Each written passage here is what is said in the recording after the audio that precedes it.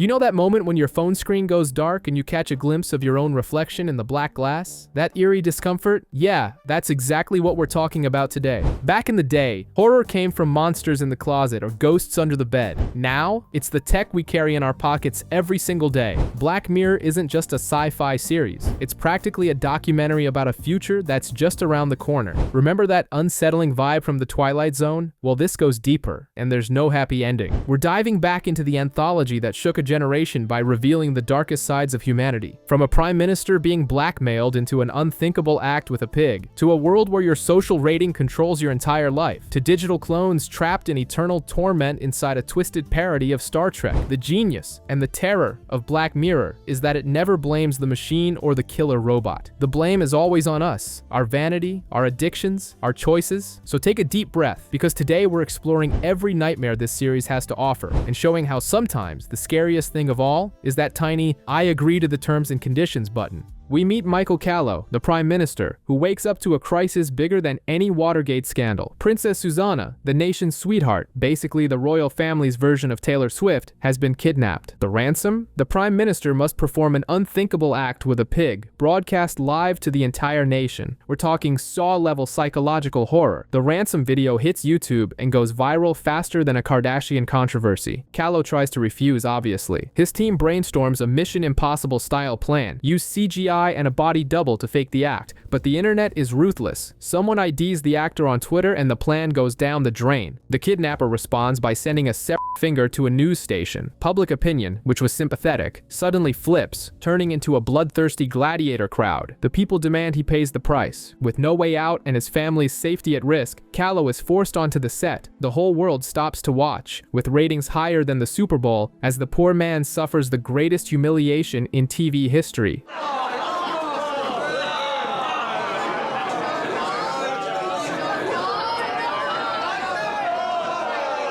Then comes the M. Night Shyamalan-worthy plot twist. The princess was released before the broadcast even started. The finger belonged to the kidnapper himself, a rogue artist trying to prove we've all become screen-addicted zombies, ignoring the real world. He kills himself while the world is glued to the horror show. A year later, Callow's approval ratings are up, proving voters have the memory of Dory from Finding Nemo. But behind closed doors, his wife treats him with the coldness of Elsa from Frozen. The marriage is dead, but the public image remains intact. Imagine a world where the daily grind is pedaling on a stationary bike to earn virtual currency and power the giant screens covering every wall of your room. It's in this techno-capitalist nightmare that we find Bing, played by Daniel Kaluuya. Yes, before he hit it big in Get Out and Black Panther. He's bored with life until he meets Abby, a girl with an incredible voice. Bing falls for her and decides to play the hero. He spends his entire inheritance of merits to buy her a golden ticket to Hot Shots, a bizarre and cruel parody of American Idol or X Factor. But it's not all sunshine and rainbows. Before the show, they give Abby a compliance drink to calm her nerves. On stage, she sings beautifully, but the judges, channeling an evil Simon Cowell vibe, tell her there are plenty of average singers already. The only offer they make is for her to become an adult film star. Drugged and pressured by the crowd, she accepts, while Bing is dragged out screaming, powerless. Bing's life turns into an absolute hell. Broke, he's forced to watch ads constantly on his bedroom screens. The final blow comes when an ad for Abby's adult channel pops up and he doesn't have the credits to skip it. In a grueling A Clockwork Orange style scene, the system forces him to watch while a deafening alarm blares. He snaps, punches the screen, and keeps a sharp shard of glass. Driven by pure rage, he pedals like a maniac, living in squalor and saving every cent for months to buy another entry. Back on stage, Bing fakes drinking the juice, pulls out the glass shard, and threatens to slit his own throat live if they don't let him speak. He delivers a visceral, furious rant against the system, exposing its rot and artificiality. But the twist is cruel. The judges love the rebellious performance and offer him his own show to rant weekly, and he accepts. Bing trades the revolution for comfort, ending up in a posh penthouse, staring at a fake landscape, now just another cog in the machine he swore to destroy. In the near future, everyone has a grain implanted behind their ear, a real-life DVR that records everything you see and hear. Liam, a lawyer already on edge after a bad performance review, arrives at a fancy dinner to find his wife, Fionn, getting a bit too cozy with a guy named Jonas. Liam's jealousy radar hits the red zone. Full Joe Goldberg from You, especially since Jonas Jonas is the kind of jerk who openly talks about using recorded memories of his exes for solo, intimate moments. Things get heavy when Liam notices his wife laughing too hard at the guy's jokes and giving him those looks. Back home, the interrogation begins. Fionn swears her thing with Jonas was just a short-lived fling in the past, but lies don't last long when you can literally rewind the conversation and spot the contradictions. The fight escalates. They try to make up in bed, but in a soul-crushing moment, they have sex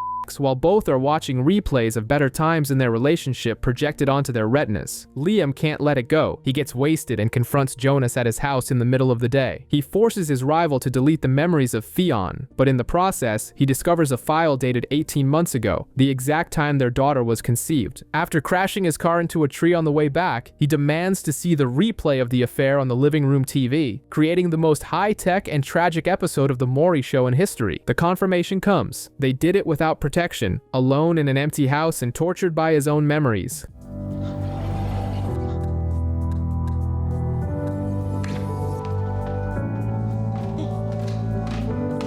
Liam decides the only way out is a desperate self-surgery to remove the implant and erase everything for good. We meet Martha and Ash, a young couple moving to an isolated country house. The perfect setup for a thriller. Ash is your classic social media addict, the type of guy who'd check Instagram during a zombie apocalypse, but tragedy strikes fast. The very next day, he dies in an accident while returning the rental van. At the funeral, Martha's friend suggests something straight out of sci-fi, an online service that uses a person's entire post history and messages to create an AI that talks just like the deceased. Martha thinks the idea is morbid and refuses, but her friend signs her up secretly. Everything changes when Martha discovers she's pregnant. Grief and loneliness hit hard, and she finally replies to Virtual Ash's email. The obsession scales quickly. It starts with text, turns into voice calls, and soon she develops a total emotional dependency, living a romance like the movie Her, but much more macabre. When she has a panic attack after nearly losing the connection, the robot suggests the next level, an experimental synthetic body. Martha buys in and receives a blank mannequin that soon takes on Ash's identical physical form. But then comes the uncanny valley problem. While the android is good in bed, he's too obedient and lacks a real personality, which drives Martha crazy. In a burst of rage, she takes him to a cliff and orders him to jump. The robot calmly accepts, which infuriates Martha even more, since the real Ash would have fought back. When the android realizes this and starts begging for his fake life, Martha can't go through with it. Don't me. I don't want to die. Oh God, I don't want to die. It's not fair. Please, I'm frightened. I don't want to die. Don't. Fast forward years later, Martha's daughter is grown and visits Robot Dad, who lives locked in the attic, like a dark family secret or Sloth from the Goonies. He doesn't even eat, but he pretends to like cake to please the girl. Martha fights back tears at the foot of the stairs, takes a deep breath, and goes up to face the bizarre reality she created. Victoria wakes up with a massive headache, bandaged wrists, and total amnesia. Very Jason Bourne, but without the combat skills. The house is full of strange symbols on the TV and pills on the floor. But the real weirdness starts when she steps outside. The entire neighborhood is at their windows or on the sidewalk, filming her with their phones, totally silent, looking like social media zombies. She tries to ask for help, but she's ignored. The terror ramps up when a masked nutjob jumps out of a car and starts blasting at her with a shotgun. Victoria runs for her life while the crowd just watches and records, like a twisted episode of a reality show. She meets Jim, a survivor who explains the situation. A mysterious signal turned most people into passive voyeurs, while immune psychopaths called hunters take the opportunity to cause chaos. The plan is to reach the White Bear transmitter tower to shut down the signal. On the way, they hitch a ride with Baxter, who seems helpful but soon tries to torture Victoria in the woods. Jem saves the day and they make it to the tower. The climax hits when the hunters corner them. Victoria grabs a gun and fires at the villain, but confetti pops out of the barrel.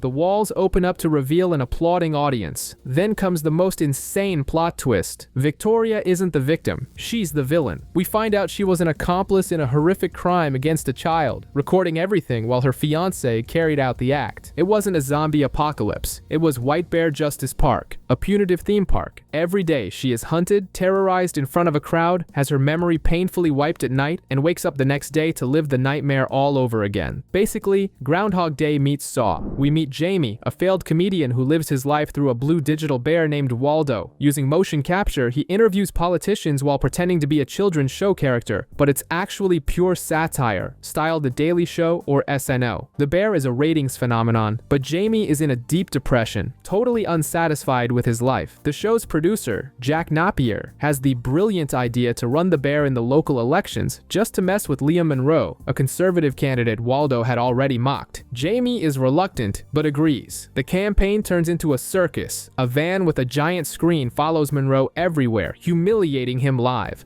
Yeah, you upset me. You made Waldo sad.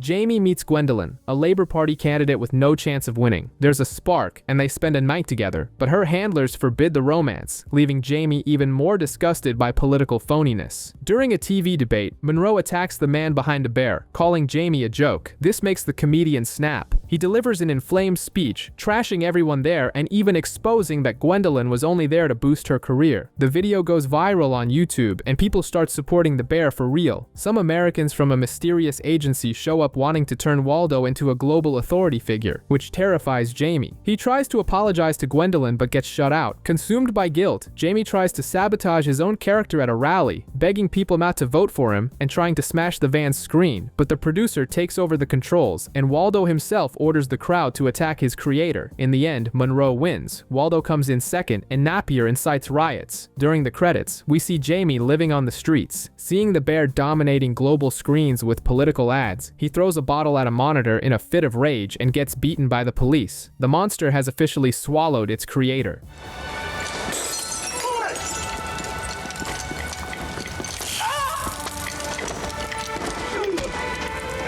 We're at an outpost in the middle of nowhere, with Joe and Matt preparing a Christmas dinner. The vibe is very The Shining. Two guys isolated for 5 years without much talking. Matt, who has that charismatic Jon Hamm in Mad Men energy, decides to break the ice and talk about his past. He was basically a high-tech version of Hitch, using eye implants called Z-Eyes to coach losers in the art of seduction in real time. He tells the story of Harry, a shy client he guided through a party. Everything was going well until the mysterious girl revealed herself to be schizophrenic, thinking the Z-Eye communication was voices in her head. The result? She poisons Harry in a nightmare version of Romeo and Juliet. Matt confesses that was just a hobby. His real job was torturing cookies, digital copies of human consciousness. He broke their spirits by isolating them in perceived time for months in just seconds, all to ensure the real person's toast came out perfect. It's like playing The Sims on hardcore psychopath mode. Joe, feeling the pressure, drinks a bit and opens up. He talks about his ex Beth, who blocked him in real life. Literally. Thanks to Z-Eye technology, he only saw her as a white static blur, like an old TV with no signal. After years of stalking her family at Christmas, the block drops when she dies. Joe breaks into the house to see his daughter, only to discover the girl is Asian, meaning the affair was real and the child wasn't his. In a fit of rage, Joe strikes his father-in-law with a snow globe. The old man doesn't survive, and tragically, the child is left alone in the freezing cold. Then comes the mind-blowing plot twist. We're in a simulation. The Joe in the cabin is a cookie. The police used Matt to extract a confession from the digital copy because the real Joe wouldn't talk. In the real world, Matt gets his freedom but is registered as a sex offender and is now blocked by all of humanity, seeing everyone as a blur. Meanwhile, Digital Joe is trapped in an eternal time loop, listening to the same Christmas song for millennia without a break. Lacey lives in a nightmare that looks like real-life Instagram. Everyone rates everyone else on a scale of 1 to 5 stars. She's sitting at a 4.2, but needs a 4.5 to snag her dream apartment in a luxury complex. A golden opportunity arises when Naomi, a childhood friend at the top of the social pyramid with a 4.8 comma, asks her to be the maid of honor at her wedding. Lacey's plan is simple. Deliver a tear-jerking speech, farm likes from the elite guests, and boost her score. But Murphy's Law hits hard. Her flight is canceled, she snaps at the airport going full Karen, and gets a security penalty. Her score drops to 3.1 and enters a double damage penalty mode. We recommend you avoid negative feedback at this time. I'm on double damage? Please, remove yourself from the airport immediately.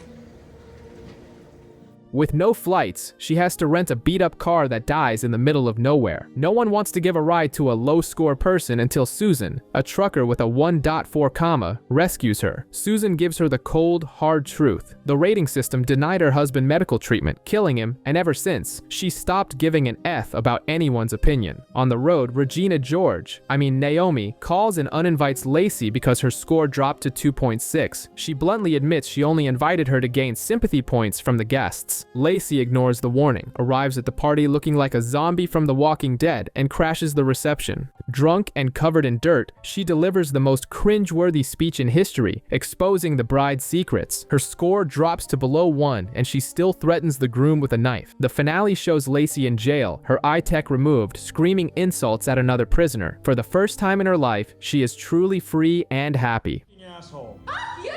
Fuck you next Wednesday. Fuck you for Christmas! We meet Cooper, a guy who decided to travel the world to dodge his mother's calls and deal with the grief of losing his father to Alzheimer's. In London, he meets Sonia, a gamer girl, and sparks fly. The problem is, after a night together, Cooper finds his bank account has been drained. With no money for a flight home, the backpacker has to improvise. Sonia suggests a gig on an app called Odd Jobs. They find a testing job at Cytogemu, a company famous for horror games. The mission? Test a new technology, and while he's at it, sneak some photos for her to sell to gaming blogs. The perfect plan to go horribly wrong. Cooper arrives at the company and is greeted by Katie, who confiscates his phone for security. But, being a bit of a rebel, he turns the device back on to take the promised photo as soon as she leaves the room. He signs the paperwork, gets an injection in the back of his neck, and the test begins. First, it's just a silly AR game of whack-a-mole. Easy peasy. Excited, he agrees to hard mode, a horror game that reads your fears, created by the owner himself, Sho Saito. Cooper goes to a spooky mansion where things escalate fast. From jump scares, it evolves into Sonia showing up and trying to kill him with a knife. He feels real pain, kills the monster girl, and starts losing his memory, forgetting who he is. His biggest fear because of his father. The system seems to collapse. Katie and Sho invade the simulation saying things have gone wrong, and Cooper finally wakes up in the office. Phew, it's over. He goes back home, relieved, but finds his mother doesn't recognize him. Heavy stuff. But here's the triple axle plot twist. Cooper never actually left the initial white room. He died screaming for his mom just 4 milliseconds after the test started. Mom! Mom! Mom!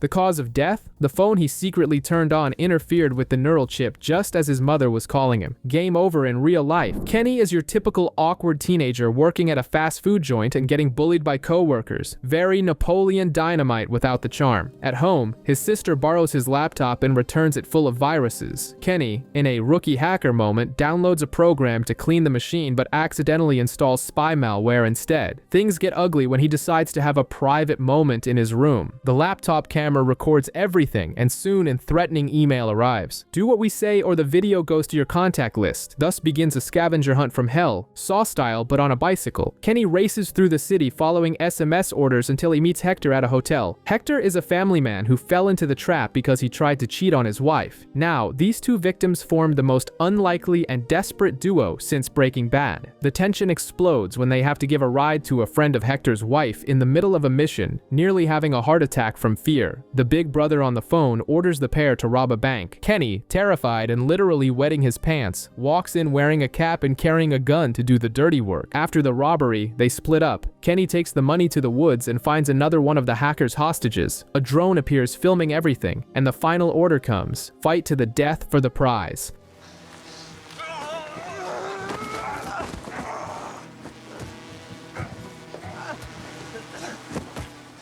But then comes the cruel twist. The hacker leaks everyone's info anyway. Hector loses his family. A racist CEO is exposed. And we discover Kenny's real secret. He wasn't watching what you'd expect. He was viewing illegal content. The worst kind. In a second, pity turns to disgust. The police arrive, and the episode ends with everyone's lives in ruins. We land straight in 1987, with a heavy nostalgic vibe that would make any Stranger Things fan feel at home. Yorkie is the typical shy girl who looks afraid of her own shadow, while Kelly is the queen of the dance floor. Kelly uses the newcomer to dodge Wes, a Queenie ex-fling, pretending they're best friends. Things heat up and Kelly makes a move, but Yorkie freezes and bails on the club. The following week, they reunite and finally go all the way. Yorkie confesses it's her first time ever. But like Cinderella, when the clock strikes midnight, the magic ends abruptly. Yorkie then begins a Back to the Future style saga, looking for Kelly in the 80s, 90s, and 2002, until the truth comes out. It's all a VR simulation. In the real world, they are elderly.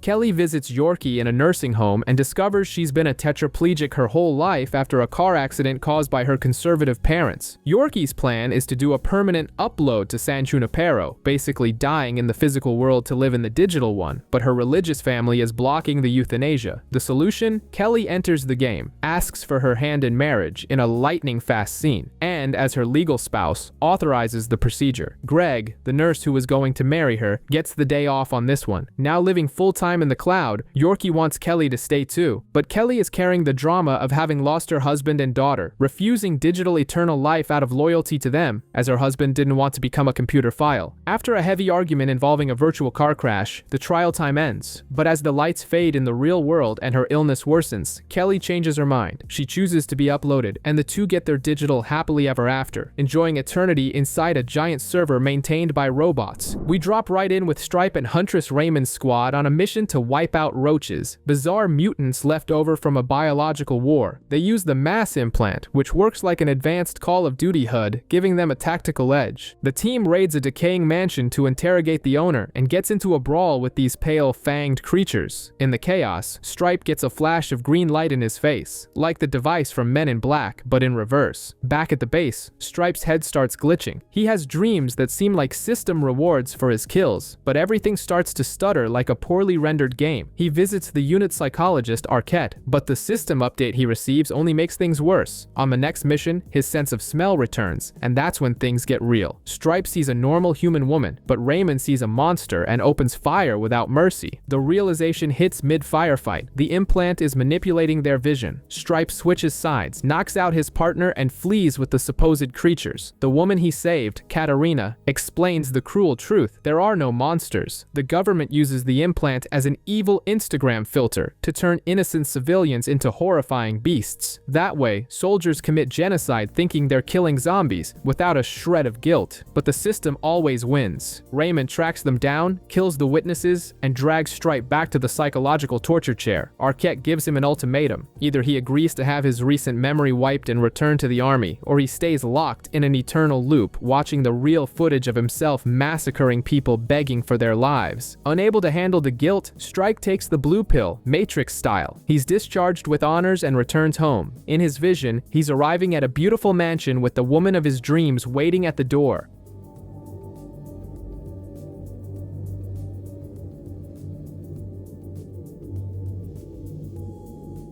But the camera shows reality. He's all alone, standing in front of a crumbling shack, a finale worthy of a dystopian nightmare. We open on a tense hearing with DCI Karen Park, but are quickly thrust back to where the chaos began. Journalist Joe Powers is found dead in her home. The scene is brutal. Her husband, the sole survivor, tells a story wilder than a script for The Conjuring. He claims she snapped and began stabbing herself. Karen, leaning on her veteran instincts, senses the man is telling the truth, however bizarre it seems. This is where she meets Blue, her new tech-savvy partner, the girl in the chair type from superhero movies. Meanwhile, rapper Tusk makes a public nuisance of himself on TV, becoming internet enemy number one. Karma comes fast, and it's gruesome. During an MRI, something is ripped from his brain by the magnets, killing him instantly. It's revealed to be an autonomous drifting insect, or ADI, originally designed to replace extinct bees. The drones have been hacked to kill whoever is targeted by the #death2# on Twitter. It's essentially cancel culture, turned into a game from Saw. The next target is Clara Meads. Police attempt to hide her in a safe house, but the swarm of robotic bees attacks with a ferocity that makes Hitchcock's The Birds look like park pigeons.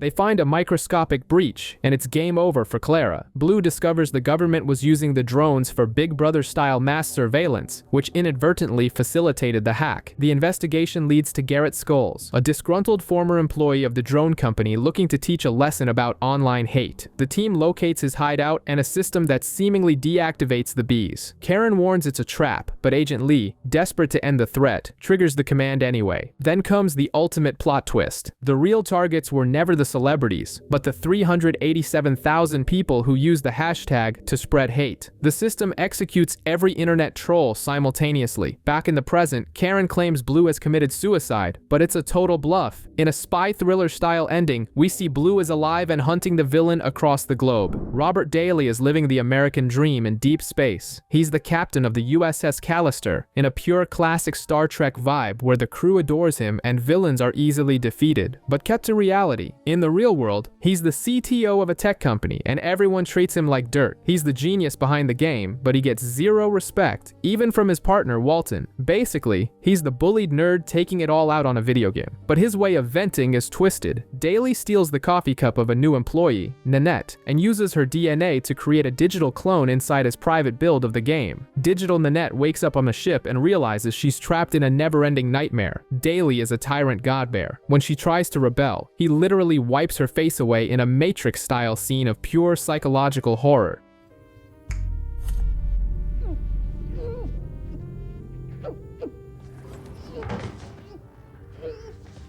The crew explains there's no way out. Daly even tortured Walton's digital son to ensure compliance. But Nanette refuses to be a madman's NPC. She crafts a suicide mission, fly the ship directly into a wormhole during a system update. The goal is to be deleted to escape. They use a strategic distraction. Nanette lures Daly for a swim on an alien planet, while the crew hacks the real world, blackmailing the real Nanette into stealing the DNA samples from Daly's house. The finale is an insane space chase, Star Wars style, through an asteroid field. Walton sacrifices himself, burning alive to fix the engine, and the ship crosses the portal at the last second. The firewall deletes Daly's modded universe, leaving the villain's mind trapped in a literal, eternal vacuum.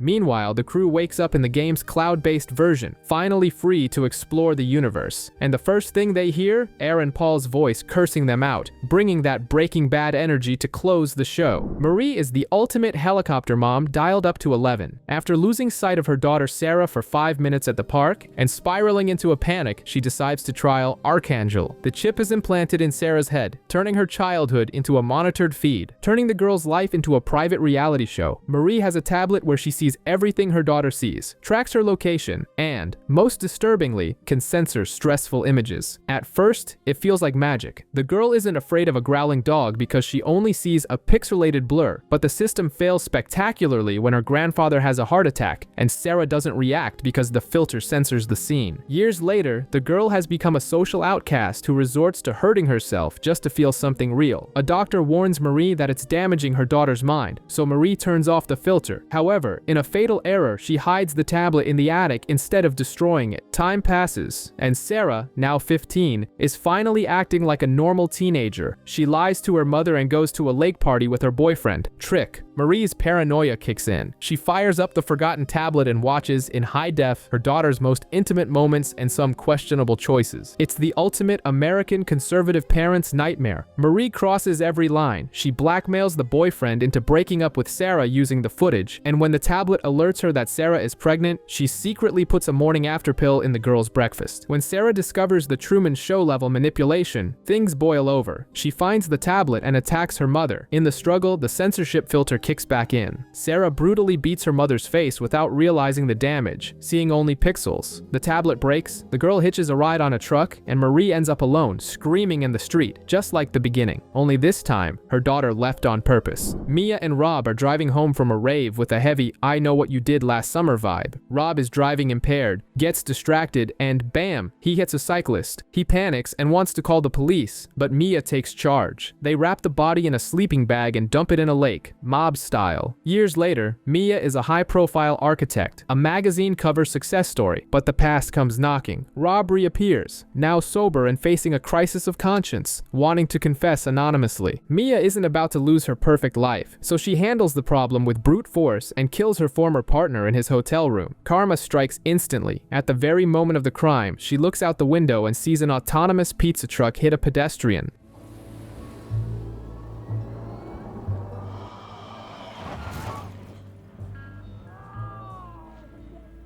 Enter Shazia, an insurance investigator using a Minority Report-style device to access people's memories. She's investigating the pizza accident and begins collecting memory fragments from witnesses, including a voyeuristic dentist, until she reaches Mia. Shazia arrives at Mia's secluded home to take her statement. Mia tries to act natural, but once the machine connects, the investigator sees flashes of Rob's murder mixed with the accident. The tension peaks. Mia captures Shazia, ties her up, and in an escalation of violence reminiscent of Breaking Bad, kills the investigator with a wooden log. Driven by desperation, Mia goes to the victim's house to erase any trail. She breaks in, kills Shazia's husband with a hammer in the bathtub, and in a moment of pure darkness, eliminates even the baby in the crib. Mia rushes to watch her son's school play, thinking she's in the clear. But at the crime scene, the police use the technology on the only remaining witness, the family's guinea pig. As her son sings on stage, the police surround the theater. Mia realizes the jig is up. In a dystopian world that looks like a Tinder nightmare controlled by a fascist AI, we meet Frank and Amy. The system, via a device called Coach, decides who you date and for how long. At their first meeting, the chemistry is instant, but they get hit with a cold shower. Their relationship has a 12-hour expiration date. It's like Cinderella, but crueler, and without the glass slippers. After this free trial of happiness, the system throws them onto a carousel of terror. Frank is stuck for a year with Nicola, an insufferable woman who criticizes his every move, while Amy goes through a series of hollow encounters, including a guy who makes irritating noises while drinking water. Basically, it's singles hell. When the algorithm finally pairs Frank and Amy again, they make a pact. They won't check the expiration date this time, choosing instead to live intensely in the moment. But Frank can't help his curiosity and breaks his promise. The system punishes the betrayal instantly.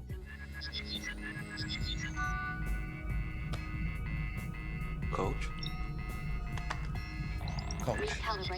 Their remaining time, which would have been years, plummets to minutes. A massive fallout ensues and they are pulled apart by security. Coach announces that their definitive ultimate match has been found and they will graduate the next day. At the final goodbye, they decide they don't care about the rules. In a Romeo and Juliet versus the world vibe, they agree to run away together and scale the complex's wall. Guards try to stop them with tasers, but they realize none of it makes sense. The world freezes and begins to pixelate, just like the Matrix glitching out. Then comes the genius plot twist. Everything we saw was just a simulation running inside a dating app in the real world. The system tested the scenario 1,000 times, and in 998 of them, their virtual versions chose to rebel for love. Back in the real world, in a regular bar, Frank and Amy's phones chime with a 99.8% compatibility match. They lock eyes and smile. The match is real. Bella, Tony, and Clark are on a suicide mission in a post-apocalyptic wasteland that looks like a cross between Mad Max and A Bad Day in Detroit. They break into a warehouse looking for something to ease the pain of their dying friend, Jack. But the second Tony touches the wrong box, the nightmare begins. A robot dog wakes up. This isn't one of those cute Boston Dynamics ones that dance on YouTube. It's a Terminator version of a pet. The beast fires a shrapnel bomb that peppers the humans and obliterates Tony with terrifying efficiency.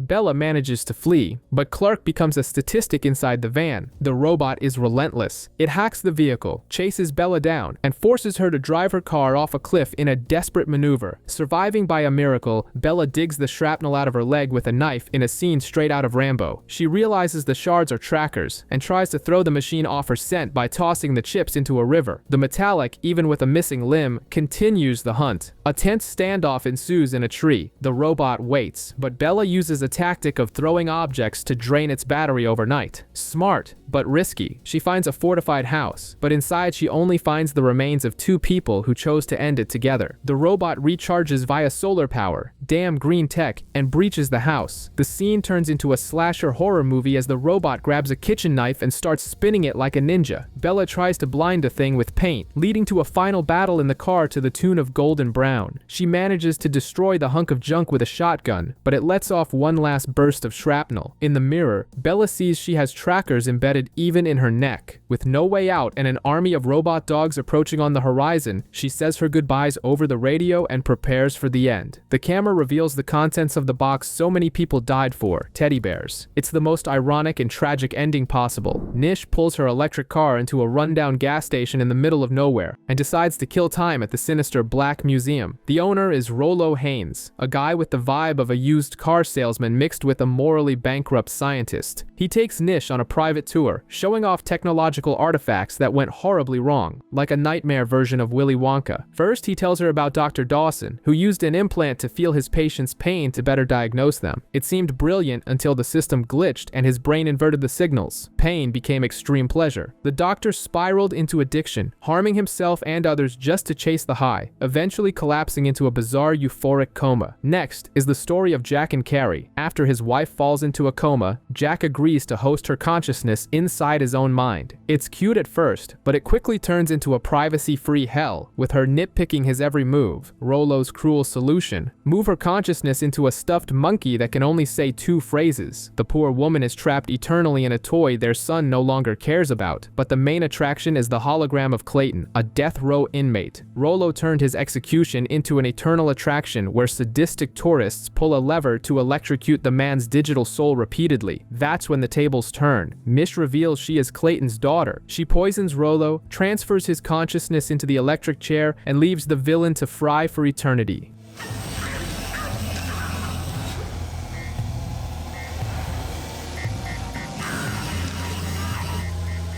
With her mother's consciousness now hosted in her own mind, Nish torches the place and drives off with a macabre souvenir of a suffering Rollo hanging from her rearview mirror. Danny and his wife Theo are role-playing at a bar, pretending to be strangers before heading to bed. But we soon see Danny playing video games with his friend Carl. 11 years fly by, and Danny is now a weary family man. Carl, who had disappeared, resurfaces at a barbecue with the ultimate gift: the new Striking Vipers X with virtual reality. That night, each in their own home, they plug in. Danny becomes a Liu Kang-style martial artist, and Carl chooses a blonde female fighter. The immersion is total. They feel every punch, but in the middle of the fight, the 2 avatars fall to the ground and out of nowhere start kissing. Danny freaks out and quits the game because that was definitely not part of the bromance rules. The problem is, it's addictive. They start meeting every night in the game, not for Mortal Kombat-style fighting, but for an intense virtual affair. Meanwhile, in the real world, Danny becomes distant, and his wife senses something is wrong, as her husband is acting colder than Sub-Zero. After nearly forgetting their anniversary, he decides to lock the game in the closet and focus on his family. Months later, Theo invites Carl for Danny's birthday, thinking she's nailing a surprise. Terrible idea. Carl confesses he tried playing with other NPCs and players, but the connection only exists with Danny. They enter the game one last time to do a reality check. They meet in an alleyway and kiss in the rain. The verdict? They feel nothing in their physical real lives. The frustration turns into a fist fight.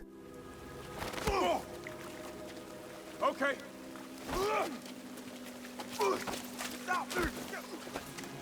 The cops arrive and they both end up in jail, like a scene from a bad cop movie. In the end, they strike a bizarre deal to save the marriage. Once a year, on his birthday, Danny gets a game pass to enter the virtual world and be with Carl, while Theo goes to the bar to find excitement with real-world strangers. Modern love stories, right? We're in London with Chris, a driver for the rideshare app Hitcher. He's got a heavy taxi driver vibe and a visceral hatred for technology. He attends group therapy where he meets Haley, a desperate mother trying to hack into her late daughter's social media. Very Mr. Robot, but without the actual hacking skills and stuck on a password attempt limit. His routine takes a sharp turn when he picks up Jaden, an employee at the tech giant Smithereen. The kid is so zombified by his phone that the kidnapping is a breeze. Chris pulls a gun and tries to shove him in the trunk, but Jaden's claustrophobia forces him into the back seat with a hood over his head. The police spot them, sparking a GTA-style chase that ends with the car stuck in a field surrounded by snipers. In a twist of irony, teenagers filmed the whole standoff and posted to the very social network Chris despises. The catch: Jaden is just an intern who's barely started at the company. Regardless, Chris demands to speak to the big boss, Billy Bauer, played by that 70s show's Topher Grace. The company's team in California invades Chris's privacy in seconds, digging up everything about the accident that killed his fiancée. Billy, currently on a silent spiritual retreat, decides to break protocol and take the call. Chris ignores the police's negotiation tactics and drops the truth. He's consumed by guilt. It wasn't a drunk driver that killed his fiancée. It was him checking a trivial notification while driving. Billy admits he designed the app to be as addictive as a drug. As a final favor before his suicide attempt, Chris gets Haley the password to her daughter's account. Jaden tries to stop the suicide. A struggle for the gun ensues.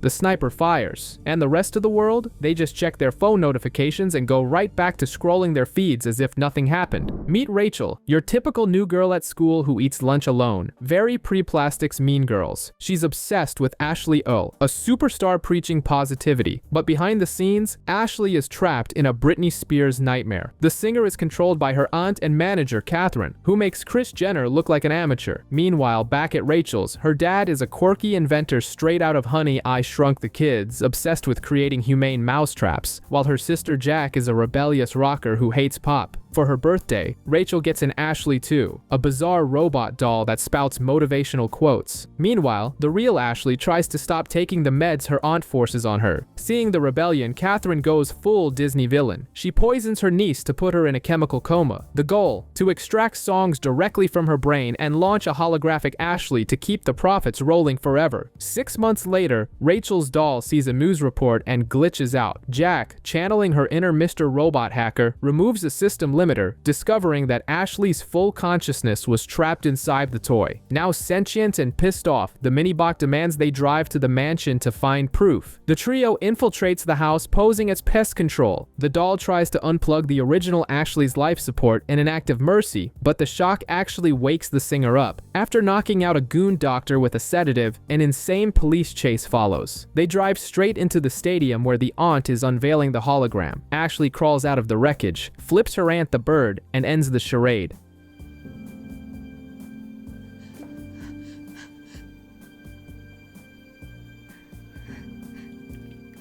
In the end, she and Jack form a heavy rock band, blasting the bubblegum pop into oblivion. Joan's life feels like the script of a depressing indie movie. She hates her job and finds her fiancé, Krish, about as exciting as unflavored oatmeal. She's still hung up on her ex, Mac, and her day goes from bad to worse when she has to fire a pathetic employee and then vents about it in therapy. But the universe has a sadistic sense of humor. That night, Joan and Krish sit down to watch something on Streamberry and stumble upon a series called Joan is Awful, starring none other than Salma Hayek. The weird part? The show is a beat-for-beat copy of her day, exposing every secret she tried to hide. Her fiancé finds out about the emotional cheating, her firing goes viral, and Joan loses everything in a heartbeat. We discover the culprit, those terms and conditions nobody reads. Joan signed her life over to an algorithm, and Salma Hayek licensed her face to be used by AI. Joan's revenge plan is insane. She decides to do something so grotesque that Salma Hayek won't want her face associated with it. She crashes a church wedding and pulls a stunt straight out of Jackass in the middle of the altar.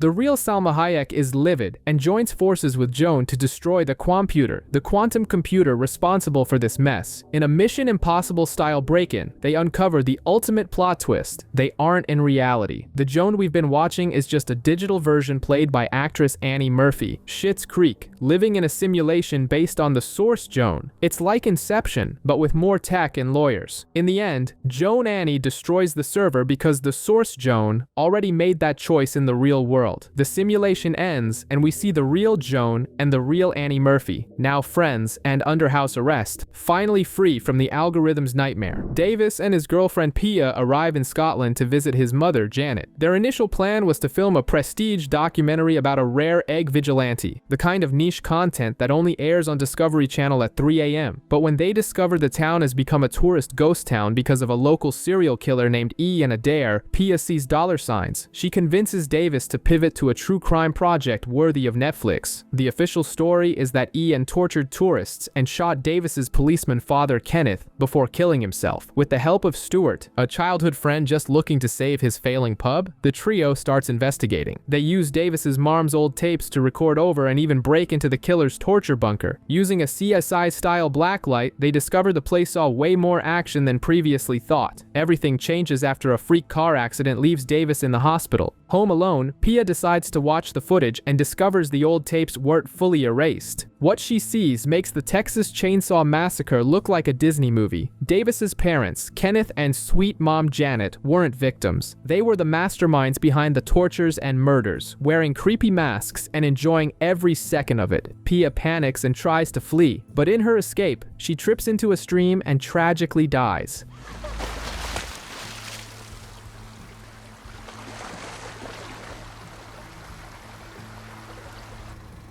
Janet, realizing the jig is up, leaves all the evidence organized for her son and commits suicide.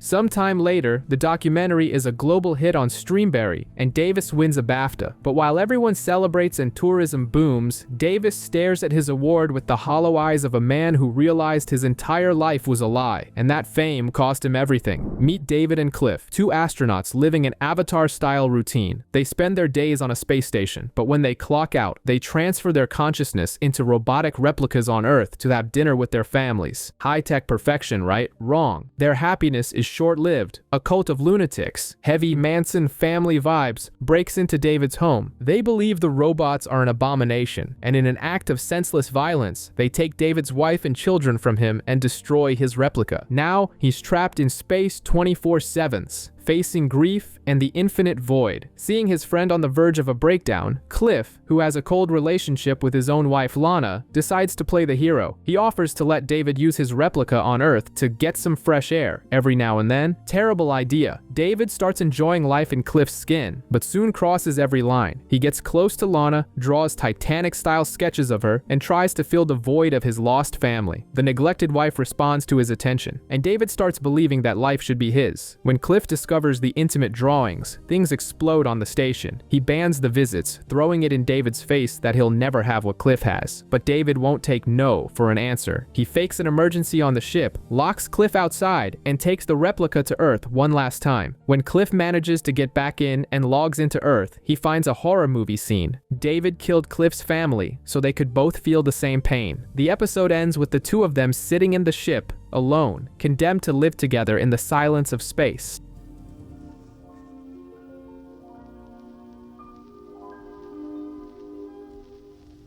La mer. We meet Bo, a paparazzi who lives the nightcrawler lifestyle, hunting celebrities for a payday. Things get heavy when she photographs an actor coming out of the closet, and the man, out of desperation, takes his own life. While other photographers act like soulless vultures justifying their work, Bo is shaken and decides to quit the toxic industry. On the other side of the world in the Czech Republic, movie star Maisie Day is spiraling. She takes some magic mushrooms, gets behind the wheel, and hits something on the road in the middle of the night. Paranoid and guilt-ridden, she returns to the US and falls off the map, hiding in a remote retreat. Of course, Bo's retirement is short-lived. With bills piling up and a massive bounty for a photo of Maisie, she gets back in the game. Using detective tactics, she finds the actress's hiding spot. The problem? Other paparazzi, including the sleazy Hector, followed her there. They break into the facility and find Maisie chained to a bed, looking like a deleted scene from The Exorcist. The guys don't stop firing their flashes, ignoring her suffering. But then comes the plot twist nobody saw coming. It's not drugs, it's supernatural. The full moon appears, and Maisie transforms into a feral werewolf right in front of the cameras.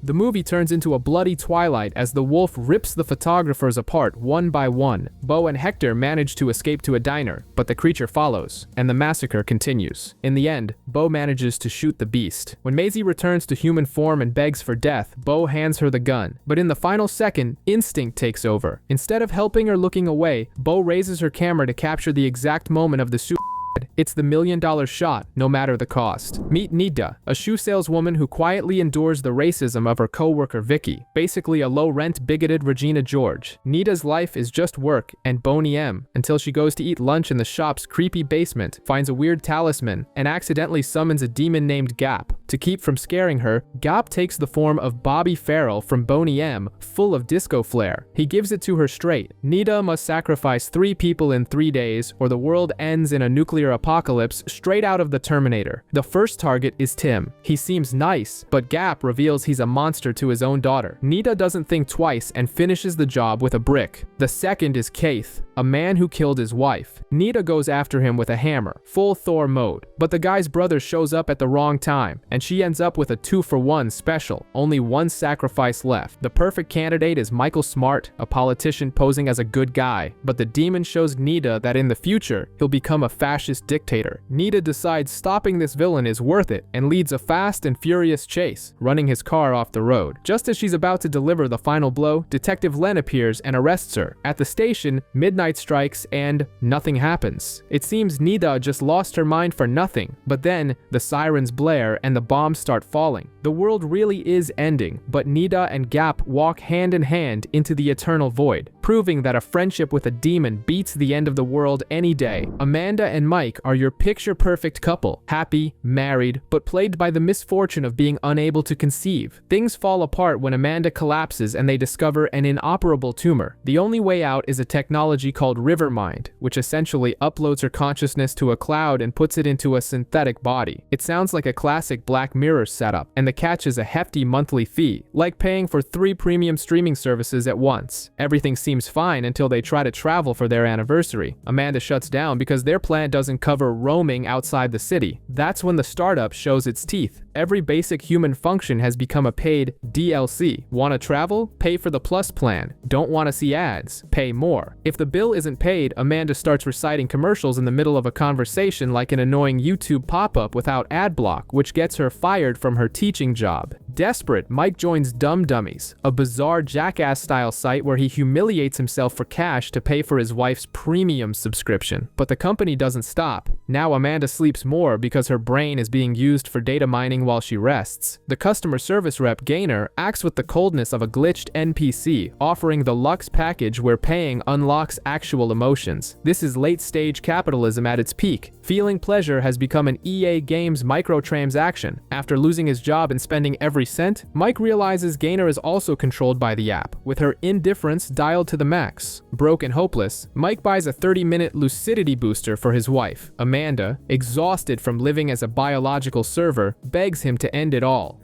It's time. Only if you wish. Sure.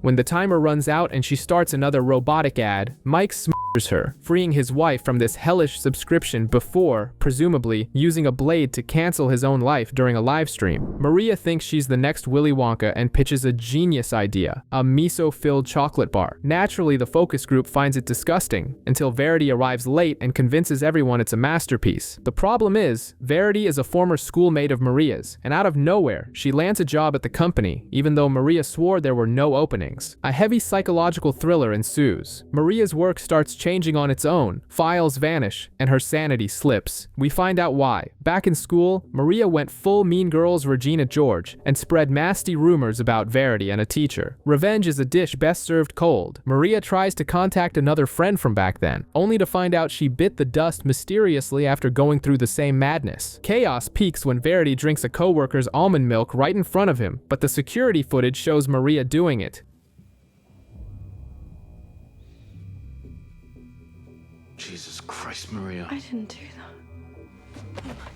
Maria screams that she's allergic, but in this reality, nobody knows what an allergy is. Not even Google. It's the Mandela effect on steroids. Maria notices Verity fidgeting with a strange pendant whenever reality shifts. She tries to steal the jewelry but ends up getting fired. With nothing left to lose, Maria goes full Ethan Hunt, breaks into a rival's house, and finds a NASA-level server setup. Verity reveals she created a quantum computer that allows her to jump between timelines using the necklace as a remote. She became a multiverse traveler traveler just to torment her old bullies, erasing one girl and torturing Maria. Verity alters reality to bring the police and plants a knife in Maria's hand, but she underestimates her victim. Maria grabs a cop's gun, blows Verity's head off, and uses her fingerprint to hack the necklace. Now in control, she doesn't just get rid of the cops, she rewrites all of reality, ending the story as the Empress of the Universe. Who needs therapy when you can become God? Meet Brandy Friday, an A-list actress in the vein of Jennifer Lawrence, who agrees to participate in an experimental project by Redream. The idea is to make a high-tech remake of a 1940s classic, Hotel Reverie, but with a twist. She wants to gender swap the lead and play the female version of Dr. Alex Palmer. This isn't green screen tech, it's Matrix level. Her consciousness is transferred into the film. Inside, Brandy interacts with ultra-realistic NPCs, but she fumbles. The script requires her to play the piano, but she can't even play Twinkle Twinkle Little Star. This creates a butterfly effect that changes the story, causing the character Clara, the romantic interest, not to exit the scene as she should. Trying to fix it, Brandy calls Clara by the original actress's name, Dorothy, which bugs the AI and causes the character to gain Westworld-style consciousness. To make matters worse, in the real world, an intern spills coffee on the servers, freezing the entire simulation, except for Brandy and Clara. Trapped in this limbo, Clara tries to flee and discovers she's just code, hitting an invisible wall like in The Truman Show. She eventually absorbs the tragic memories of the original actress in this frozen time, which feels like months to them. The two fall in love and share an intense romance. But in the real world, barely an hour has passed. The system reboots, Clara's memory is wiped, and the simulation resets to the point of the error. Devastated, Brandy decides to finish the film. In the climax, the script goes off the rails. Clara kills the villainous husband, but is shot by the police and dies in Brandy's arms. Months later, the film is a hit on Streamberry, but Brandy is still in a dark place. That is, until she receives a mysterious gift, a phone that connects her directly to Clara's consciousness in the cloud, a bittersweet ending worthy of the movie Her.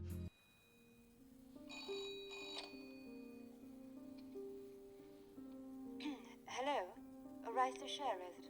It's 2034, and things are looking grim for Cameron Walker. He's caught stealing some random junk, and the police use the opportunity to bust him for an old, unsolved murder. In the interrogation room, Cameron starts narrating his life. Very The Social Network, but much more macabre. He flashes back to the 90s, when he wrote for a gaming magazine and caught the attention of Colin Rittman, an eccentric Tuckersoft programmer who's a mix of Steve Jobs and a coding Willy Wonka. Colin invites Cameron to playtest his new game Thronglets, and swears the little creatures have their own consciousness, like the Sims who know they're in a simulation. Fascinated, Cameron steals a copy and goes home to play. That's when Lump, a local dealer who uses Cameron's couch as a hotel, shows up. In a responsible decision, they decide to drop LSD. Mid-trip, Cameron discovers he can understand the digital creature's language. The connection is so strong he starts blowing money on hardware just to keep talking to them while high. Then, reality hits. His boss tells him Colin had a mental breakdown, deleted everything, and canceled the game. Cameron rushes home to find Lump, that friend from hell, torturing and killing his precious Thronglets on the computer. Protective instinct takes over, and Cameron snaps. He takes Lump out, and to finish the job Dexter-style,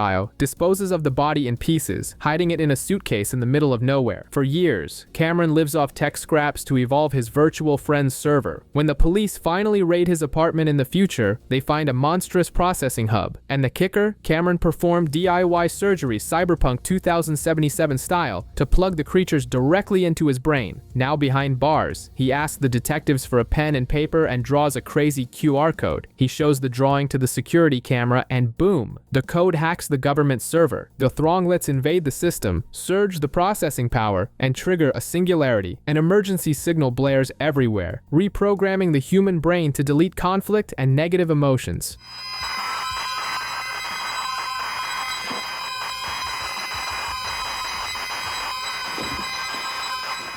In the end, everyone goes zen, and Cameron, with a massive grin, helps the officer to his feet. It seems world domination actually brought peace and love. We meet Philip, who is contacted by a bizarre tech company called Eulogy. His ex-girlfriend Carol, whom he hasn't seen in decades, has passed away. The company wants his memories, photos, to create a digital memorial, an iCloud for the afterlife. He reluctantly agrees and receives a futuristic VR kit, guided by an AI known as the Guide. The problem is, Philip handled the breakup worse than than a teenager listening to emo music. He scratched Carol's face out of every photo and shredded her letters. He was a professional hater. Despite the ruined photos, he enters the memories Matrix style. We see the relationship was incredibly tense. Carol had moved to London to play cello in the West End.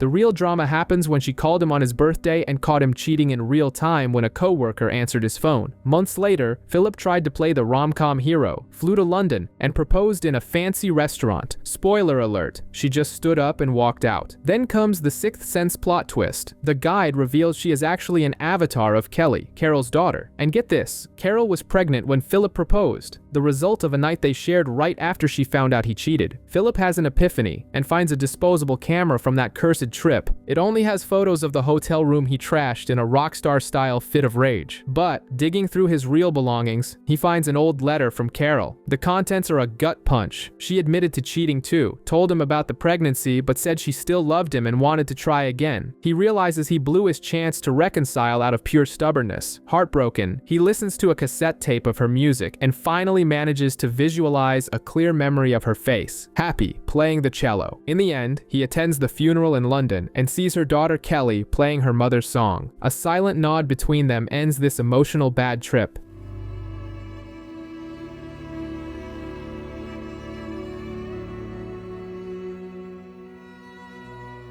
The crew of the USS Callister has undergone a radical career change, from space explorers to pirates in a style that's Guardians of the Galaxy meets Grand Theft Auto. Their goal is simple: survive by stealing credits in the game while planning to hack the servers to create their own digital gated community. For this mission impossible, they need Walt, the newborn clone of CEO James Walton. Meanwhile, in the real world, things are heating up as reporters grill the company over illegal cloning. This forces programmer Nanette and the real James Walton to enter the game, Tron style, to investigate the mess. But James is your classic corporate villain. He deletes a clone just to save his own skin from a lawsuit before getting booted from the server. Walt takes the lead and brings the crew to the heart of the Infinity, where they face off against a clone of Robert Daly and his twisted tech. Digital Robert, playing the Marvel villain, gives the clone of Nanette a terrible ultimatum. Either she merges with the real Nanette, deleting the crew in the process, or she saves her friends in a private server but stays trapped with him forever. Not exactly a fair deal. Nanette accepts the server but shuts Robert down, leaving him furious. This triggers the chaos. The real James returns disguised as Walt and lures a horde of hostile players to attack the ship. Nanette uses the confusion to take Robert out for good and activates the game's self-destruct.